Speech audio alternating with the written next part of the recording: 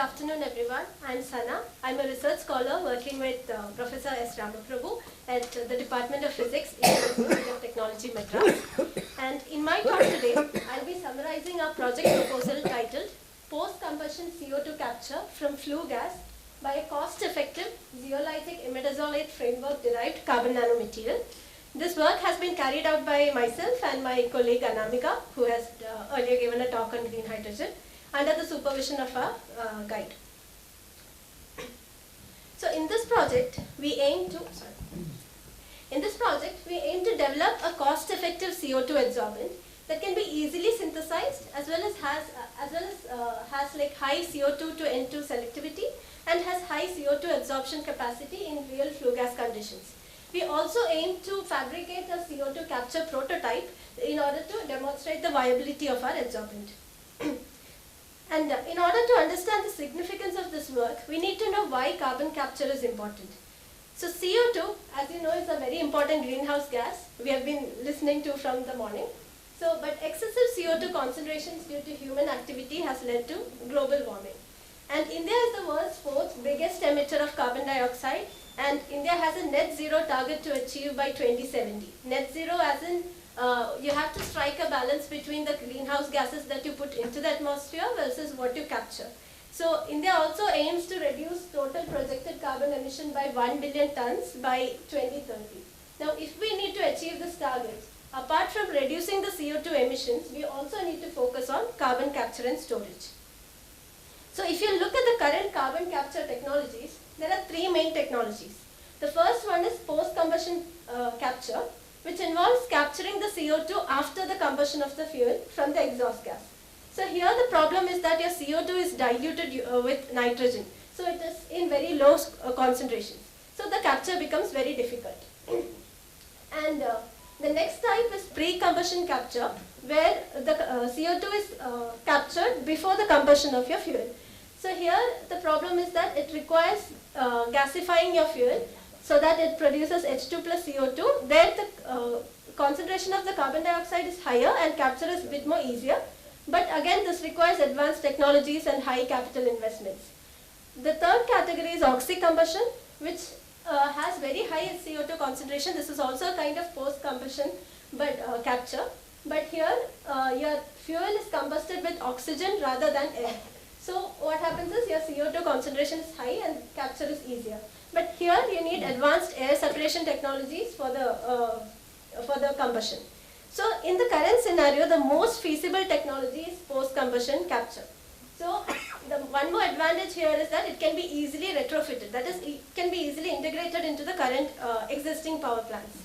So if you look at the post-combustion CO2 capture technologies, there are two main categories. One is absorption-based systems, the next one is adsorption-based systems. So both have chemical and physical types based on the interaction between your based on the interaction between your sorbent and CO2. So the commercially mature technology is the absorption-based technology, the first two technologies. A common example being MEA, which is monoethanol amine. But the problem here is that these amine-based solvents and other solvents are prone to degradation while operation. Also, these causes corrosion of the equipment. And another problem here is that what we face is that the regeneration is very energy intensive. You need very high temperatures for the regeneration of CO2 after the absorption. Also, in physical absorption, also it consumes a lot of energy. So, coming to the adsorption type, here also the chemical adsorbents involve high energy consumption. So mostly the present research focuses on mitigating the drawbacks that are associated with the physical adsorbents. So coming to the types of physical adsorbents, there are three main materials or adsorbents that come under physical adsorption. The first category is zeolites, which are kind of aluminosilicates, and the carbon dioxide adsorption in these materials are governed by the structure and composition of these zeolites. So here the drawback is that these are very sensitive to moisture and may degrade in presence of moisture. The next category, which is carbon, these are easy to synthesize and have low cost, but their capacity, adsorption capacity is lower than both zeolites as well as MOFs. MOFs are a very interesting class of material, that is metal organic frameworks, which can absorb CO2 very easily. And one of the highest known value for CO2 absorption is by an MOF 74, which is a magnesium based MOF. But here the problem is that their synthesis is very tricky and the synthesis is not scalable. So what we were looking at was to combine the good properties of all these three categories so as to mitigate the drawbacks.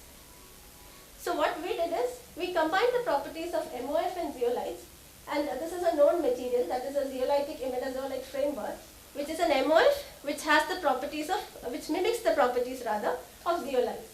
And then we further combined the ZIFs with carbon in order to get ZIF derived carbons.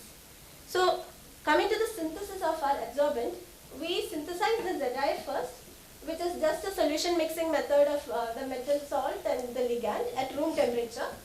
And this is a very scalable process because it's just scaling up the amount of the precursors used. And then further we heated it at a certain temperature in a certain atmosphere to get the ZIF derived carbon. So compared to other alternatives to benchmark adsorbents, these materials are very cost effective because these do not use any additional functionalities such as amines, ionic liquids, etc. And also this synthesis is based on aqueous synthesis, so that also reduces the cost.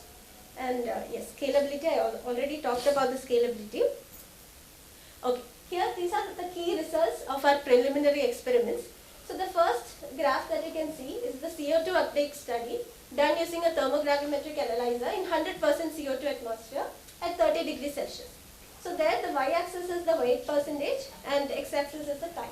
So here you can see initially we degassed the material at 100 degrees Celsius in nitrogen atmosphere, and once we started the CO2 flow, you can see that there is a weight gain. So that indicates how much CO2 is absorbed by our material. And further, when we again change to nitrogen, the adsorbed material is desorbed.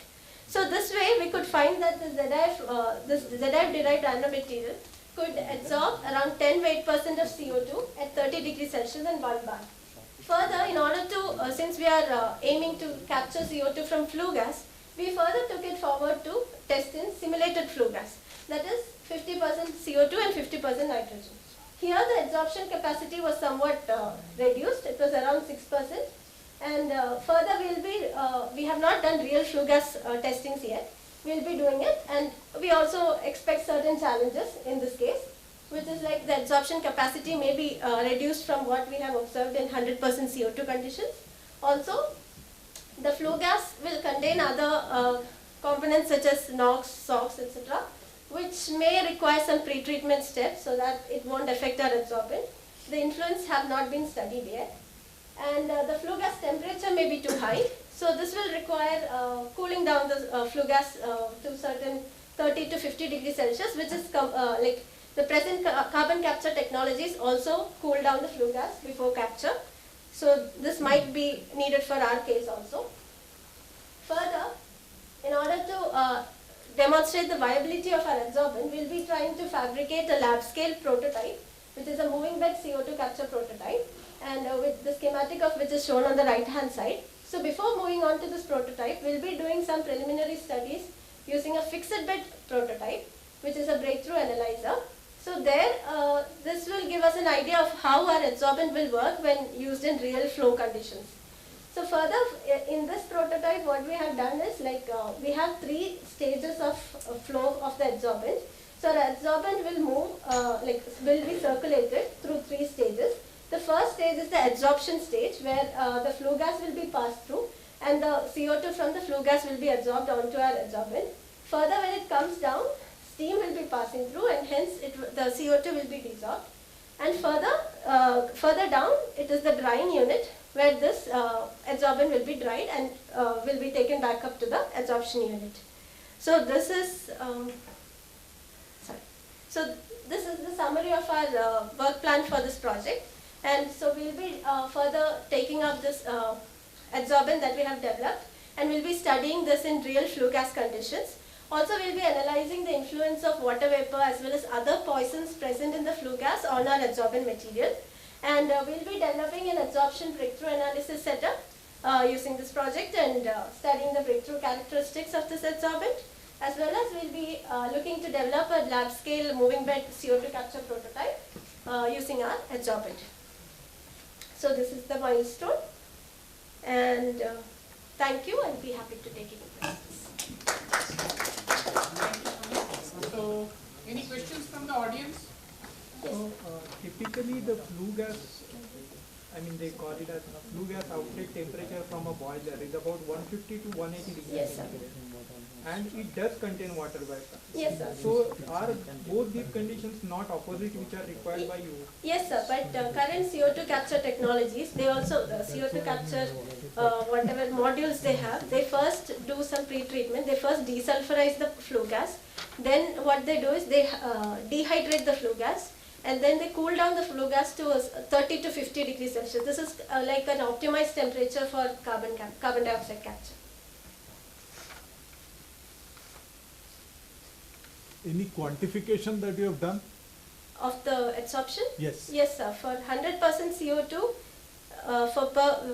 I've shown it to you. Yes, 10% could be adsorbed on a material. And Yes. time, this is minutes, right? Ah, yes, sir. Minutes. This was Okay. around 5 hours. 560. Oh, I'm not.